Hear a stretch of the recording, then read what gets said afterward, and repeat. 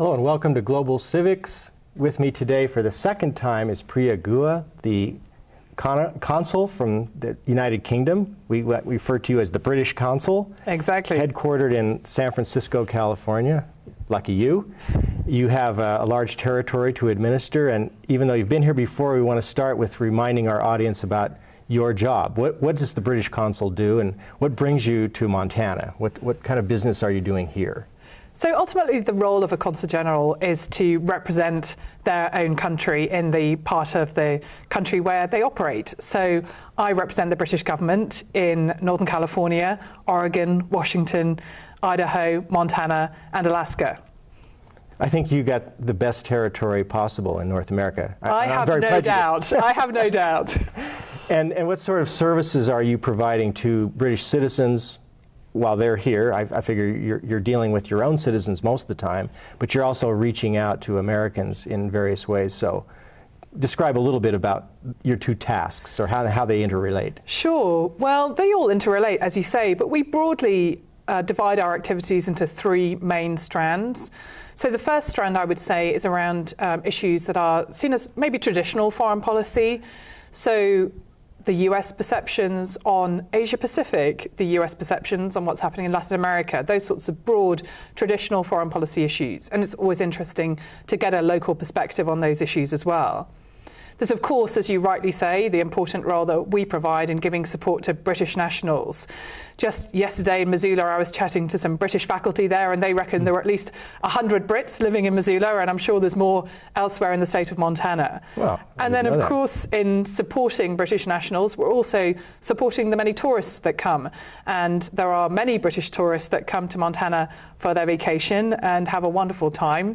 But very few of those get into trouble while they're here, and one of the roles that we provide is helping them out if they've lost a passport or things like that. Yeah. But then the last strand of what we do, which is really the focus of my visit here to Montana this time, is really around what we call the prosperity side. So really, how do we support economic growth on both sides, both for Montana and also for the UK? So a strand of that is business, and whilst I've been here in Montana, I've caught up with GSK, who, as I'm sure you know, have a great facility in Hamilton. But we've also been talking to other businesses just to get a sense of what the business climate here is and what the future economic activity might be for the state of Montana. Yeah, GSK, for those who aren't familiar with the acronym, is GlaxoSmithKline, a pharmaceutical corporation. That's right. Sorry, I shouldn't use the acronym. That's all right. But then what we call prosperity goes broader than just looking at the business-to-business relationships, although that's an important part of it. We also look at research collaborations.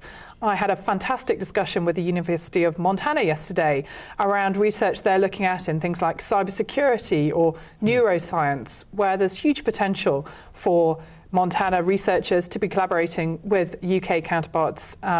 It won't surprise you to learn that the top 10 global academic institutions are either in the US or the UK. So there's a great strength of academic excellence that we really want to build on. Well, that's very fascinating. That's news to many of us, the interchange among universities in these research fields.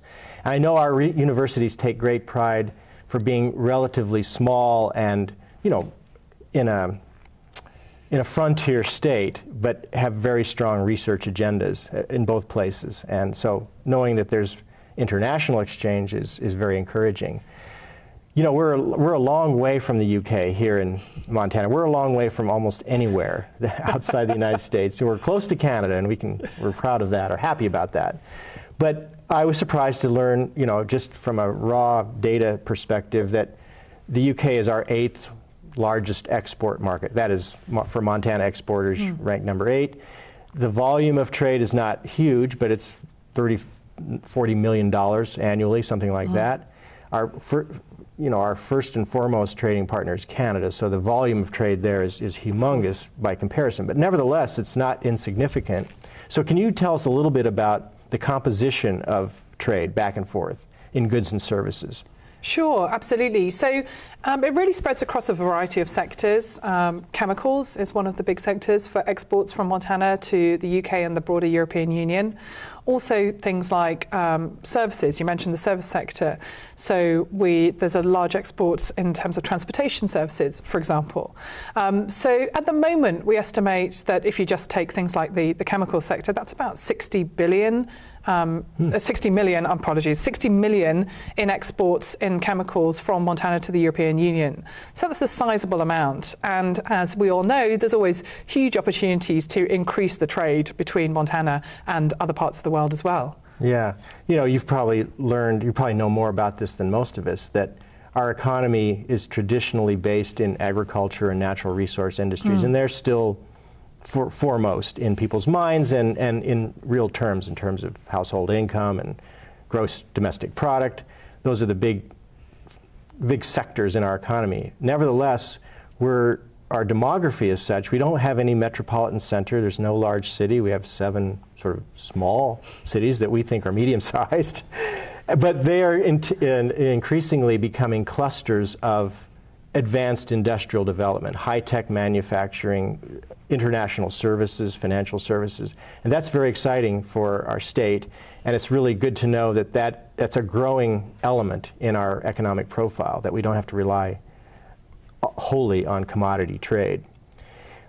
With respect to, again, UK-Montana relations, one of the things that we don't keep statistics on in this state, and maybe that's across the board, is foreign direct investment and from whence it comes. So do you have any sense of how much British investment is occurring in our state, and in what sectors? Well, we don't have figures for the UK specifically, but we do have figures for the European Union. So on our estimates, which have been independently assessed, we believe that European Union investment in the state of Montana supports over 5,000 jobs here. Oh, that's significant. It is a significant number, yes, and it shows the importance of that foreign trade and investment relationship that you're talking about. Well, it's very interesting to me to have you place the UK smack dab in the EU as you speak. You now speak as a member of the European Union, and we know that we have been for decades. Yeah. Now, we're fast approaching a time when the British people will be making a decision on whether to stay in the European Union. I think there's no set date, but it's likely in the next year or so that a vote will be taken. Do I have this correct? Well, it's actually slightly more nuanced than that. So the Conservative Party, which, as you will know, is part of a coalition government with the Liberal Democrats at the moment, they have said that if they are in the position of power after the next UK general election, which will take place in May 2015, then one of the commitments they will put on the table is a referendum on the UK's membership of a reformed European Union. The focus is very much on reform of the current European Union structures, which I think all of the governments across Europe recognise that there is a challenge there.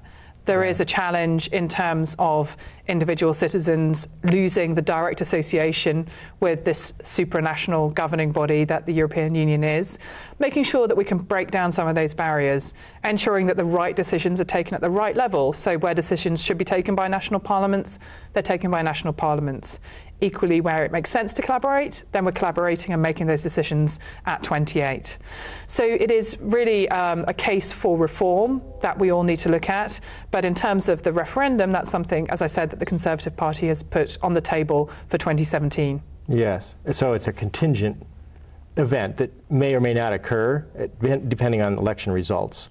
That's right, although I would underline that I think the push for reform in Europe is absolutely there on the table, and not just from the UK.